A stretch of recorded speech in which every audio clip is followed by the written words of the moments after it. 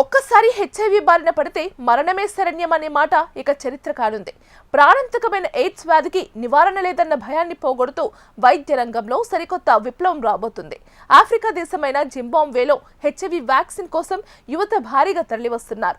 అక్కడి పరిశోధన కేంద్రాలు, ఆసుపత్రుల ముందు యువత క్యూ కట్టడం ఇప్పుడు ప్రపంచవ్యాప్తంగా చర్చనీయాంశమైంది. అయితే ఇది ఇంకా మార్కెట్లోకి వచ్చిన వ్యాక్సిన్ కాదు.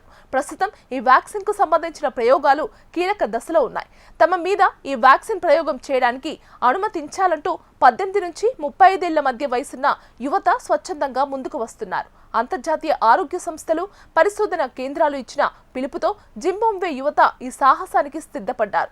ఈ వ్యాక్సిన్ ప్రయోగం గనుక విజయవంతమైతే ప్రపంచవ్యాప్తంగా కోట్లాది మంది ప్రాణాలను కాపాడవచ్చు. ముఖ్యంగా ఆఫ్రికా దేశాల్లో హెచ్ఐవి బాధితుల సంఖ్య ఎక్కువగా ఉండటంతో తొలి దశలో అక్కడే ఈ ట్రయల్స్ నిర్వహిస్తున్నారు. కేవలం శారీరక సంబంధాల వల్లే కాకుండా డ్రగ్స్ తీసుకునేటప్పుడు ఒకరు వాడిన ఇంజెక్షన్ మరొకరు వాడటం వల్ల కూడా యువత ఈ మహమ్మారి బారిన పడుతున్నారు.